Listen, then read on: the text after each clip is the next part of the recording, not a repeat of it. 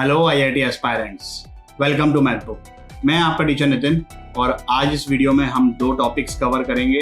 पहला relation between differentiability and continuity और दूसरा फंडामेंटल थ्योरम्स ऑन डिफरेंशिएबिलिटी। तो आइए शुरू करते हैं।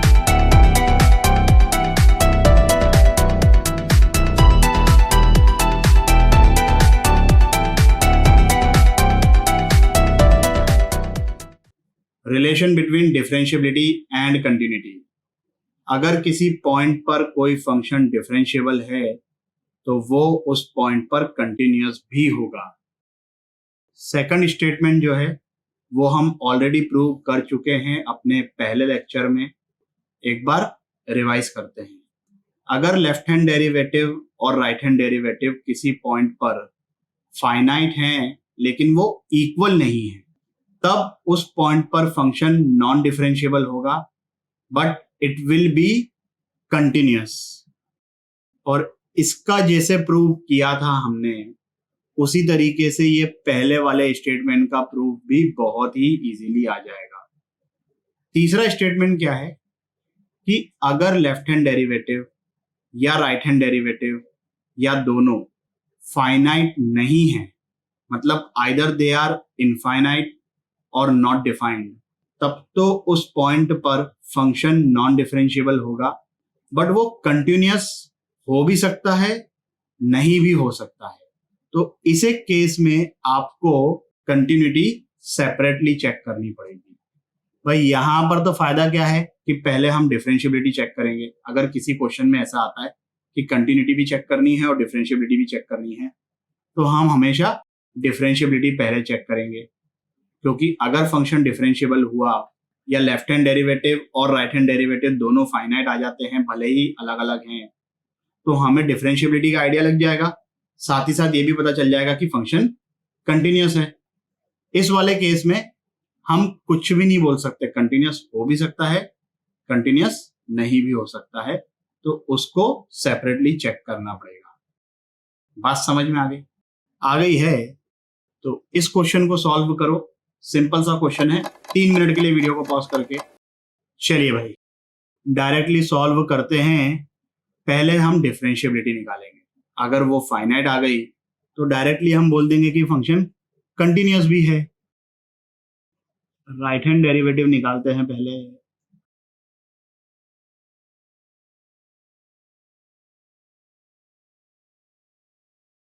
एफ ऑफ 0 प्लस एच, यहां से क्या बन गया, h इंटू साइन 1/h।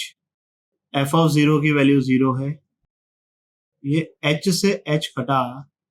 अब h टेंडिंग टू 0 प्लस पर ये इंफिनिटी को अप्रोच कर रहा है। हमें ये पता है कि साइन के अंदर एंगल कुछ भी हो जाए वैल्यू -1 से 1 होगी, बट इस केस में you can not tell the precise value. तो यहां से ये तो समझ में आ गया कि राइट हैंड डेरिवेटिव फाइनाइट नहीं है। तो ये क्लियर हो गया कि this function is not differentiable at x equal to 0। Continuity के बारे में हम कुछ भी कमेंट अभी नहीं कर सकते, तो कंटिन्यूटी को सेपरेटली कैलकुलेट करेंगे। लेफ्ट हैंड लिमिट, अब x टेंडिंग टू 0 माइनस पर ये अंदर की क्वांटिटी माइनस इन्फिनिटी को अप्रोच कर रही है, साइन के अंदर एंगल माइनस इन्फिनिटी को अप्रोच कर रहा है, तो वैल्यू -1 से 1 होगी। प्रिसाइसली हम बता नहीं सकते, बट यहां पर ये 0 है, तो 0 इंटू एनीथिंग फाइनाइट इज 0। उसी तरीके से राइट हैंड लिमिट भी 0 आ जाएगी और फंक्शन की वैल्यू भी 0 दे रखी है 0 पर। So this function is not differentiable at x equal to 0 but it is continuous. Clear? Fundamental theorems on continuity याद है? वैसे ही यहां पर भी है फंडामेंटल थ्योरम्स ऑन डिफरेंशिएबिलिटी। अगर f एंड g दो डिफरेंशिएबल फंक्शन है at x equal to a, तो उनका एडिशन, उनका सब्ट्रैक्शन, उनका मल्टीप्लिकेशन, उनका डिवीजन भी डिफरेंशिएबल होगा x इक्वल टू a पर। डिवीजन के केस में ये बात ध्यान रखना कि भाई डिनोमिनेटर में जीरो नहीं बने, ये तो बहुत ही ऑब्वियस सी बात है। सेकंड स्टेटमेंट भी वैसा ही है जैसा कंटिन्यूटी में था। अगर एक फंक्शन डिफरेंशिएबल है और दूसरा डिफरेंशिएबल नहीं है, तब उनका addition and subtraction is definitely non differentiable. Multiplication के बारे में हम कोई कमेंट नहीं कर सकते, हो भी सकता है नहीं भी हो सकता है। अब तीसरा थ्योरम यह है कि अगर दोनों ही फंक्शन नॉन डिफरेंशिएबल हो गए, तब हम किसी के भी बारे में कुछ नहीं बोल सकते, ना एडिशन के बारे में, ना सब्ट्रैक्शन के बारे में, ना मल्टीप्लिकेशन के बारे में, ना डिवीजन के बारे में। उस केस में हमको प्रॉपरली चेक करना पड़ेगा। ओके, तो फिर भाई फटफट इस क्वेश्चन को सॉल्व करो 5 मिनट के लिए वीडियो को पॉज करके। चलिए भाई, क्या आंसर है इसका? दो पॉइंट्स ऐसे होंगे जहां पर ये फंक्शन नॉन डिफरेंशिएबल है। कौन कौन से, उनके बारे में बात करते हैं। सबसे पहले तो हमारी सस्पेक्ट वाली लिस्ट है। तो डिफरेंशिएबिलिटी के केस में mod of f x can be non differentiable at the points where f x is becoming zero. तो ये एक मॉड्यूलस फंक्शन है, ये कब जीरो बन रहा है? -1/2 पर। ये एक मॉड्यूलस फंक्शन है, ये कब जीरो बन रहा है? -2 पर। इसके फैक्टर्स क्या होंगे? x+2 into x-1। तो वो जीरो कब बनेगा? x इक्वल टू -2 पर, वो ऑलरेडी लिख दिया है, x इक्वल टू 1 पर।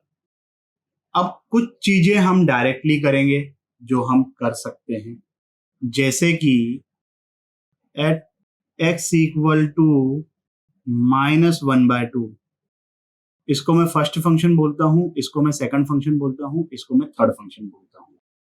तो फर्स्ट फंक्शन जीरो हो रहा है -1/2 पर, और इस केस में आप राइट हैंड डेरिवेटिव कैलकुलेट करोगे तो +2 आएगी, लेफ्ट हैंड डेरिवेटिव कैलकुलेट करोगे तो -2 आएगी at the point -1/2।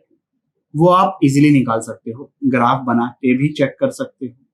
Point is कि एट x इक्वल टू -1/2, ये जो है पहला वाला फंक्शन, ये नॉन डिफरेंशिएबल है। ये जो दूसरा वाला फंक्शन है, ये तो डिफरेंशिएबल है, माइनस है ना, और ये जो तीसरा वाला फंक्शन है, ये भी डिफरेंशिएबल है। तो हमें ये पता है कि अगर किसी पॉइंट पर एक फंक्शन डिफरेंशिएबल है और दूसरा नॉन डिफरेंशिएबल है, तब उनका एडिशन या सब्ट्रैक्शन डेफिनेटली नॉन डिफरेंशिएबल आता है। तो यहां पर इसका रिजल्ट आएगा नॉन डिफरेंशिएबल। देखो, ऐसा नहीं है कि हम इसको मैथमेटिकली सॉल्व नहीं कर सकते, डेफिनेशन लिख बिल्कुल कर सकते हैं, कोई बहुत बड़ी चीज नहीं है। बट ये एग्जाम में आया हुआ क्वेश्चन है, इस टाइप के और भी क्वेश्चंस आएंगे। Now it's up to you कि क्या अपने कॉन्सेप्ट्स स्ट्रॉन्ग कर टाइम सेव करना है कि नहीं करना है। आई एम श्योर कि आपको पता है क्या करना है, टाइम सेव करना है। तो ये चीजें अपने को समझनी है। अब देखो भाई, -2 पर ये भी जीरो हो रहा है, ये भी जीरो हो रहा है। तो -2 पर ये डिफरेंशिएबल है, ये नॉन डिफरेंशिएबल है, ये नॉन डिफरेंशिएबल है। तो दो फंक्शन ऐसे हो गए जो नॉन डिफरेंशिएबल है। अगर किसी पॉइंट पर f और g दोनों ही नॉन डिफरेंशिएबल होते हैं, तो उनके एडिशन या सब्ट्रैक्शन के बारे में हम कोई भी कमेंट नहीं कर सकते। तो -2 पर तो हमको प्रॉपरली चेक करना पड़ेगा। करते हैं, पहले x इक्वल टू 1 की बात करेंगे। x इक्वल टू 1 पर ये डिफरेंशिएबल, ये डिफरेंशिएबल और ये नॉन डिफरेंशिएबल। तो एक फंक्शन ऐसा है जो कि नॉन डिफरेंशिएबल है, दो फंक्शन ऐसे हैं जो कि डिफरेंशिएबल हैं। तो डिफरेंशिएबल प्लस डिफरेंशिएबल तो डिफरेंशिएबल हो गया, differentiable plus non differentiable is non differentiable. So we can say that at x equal to 1, fx is non-differentiable। ये दो पॉइंट्स ऐसे हैं जहां पर ये फंक्शन नॉन डिफरेंशिएबल है। आंसर भी दो ही पॉइंट्स हैं, इसका मतलब ये है कि x इक्वल टू -2 पर तो ये डिफरेंशिएबल है। पर ये तो आंसर लिखने के बाद पता चला ना। अब हम इसको मैथमेटिकली सॉल्व करेंगे, because at x equal to -2 we don't have any other choice. दो फंक्शन नॉन डिफरेंशिएबल बन रहे हैं, तब हम कुछ भी कमेंट नहीं कर सकते, तो भाई इसको सॉल्व करेंगे। अच्छा, अब देखो यहाँ पर एक और चीज है, थोड़ा सा टाइम सेव कर सकते हो। ये जो फंक्शन है x इक्वल टू -2 पर, ये डिफरेंशिएबल है, तो इसको नहीं लिखते हैं डेफिनेशन में, भगाओ इसको, इससे तो क्या ही फर्क पड़ना है। अभी हम जो फंक्शन है उसको hx बोल देते हैं।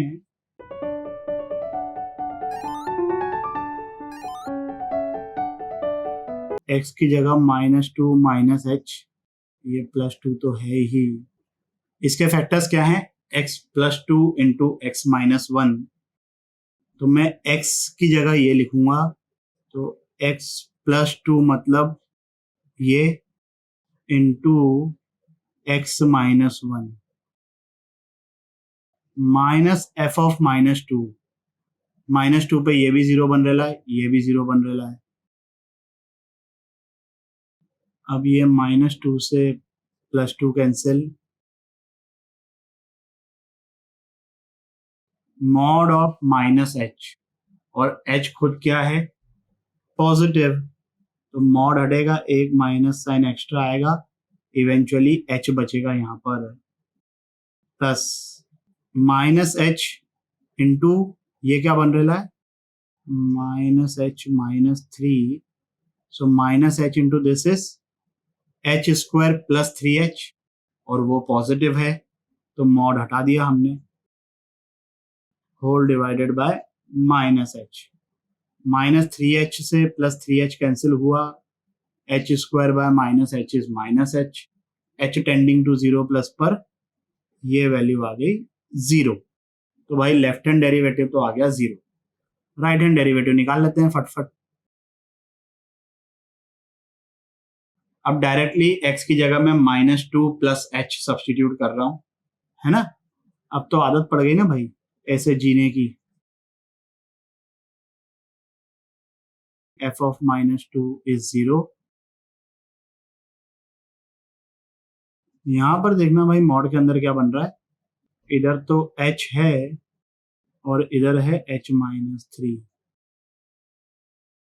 अब यहां ध्यान दीजिएगा भाई, गलती हो सकती है, h पॉजिटिव है, 0 से थोड़ा सा ज्यादा, बट 3 से तो छोटा है, so this thing is negative, तो मॉड हटेगा तो एक माइनस और आएगा, या तो ऐसा कर लो कि इसको 3 - h लिख दो।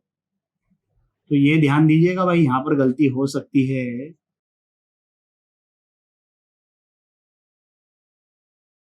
ये लिमिट की वैल्यू भी आ गई 0। This function is differentiable at x equal to -2। इस वीडियो के लिए बस इतना ही। आशा करता हूं कि आपको ये टॉपिक भी अच्छे से समझ आया होगा। अगर समझ में आया हो तो लाइक, कमेंट, सब्सक्राइब करें और अपने दोस्तों के साथ भी शेयर करें। अगले वीडियो तक के लिए सावधान रहें, सुरक्षित रहें। जय हिंद।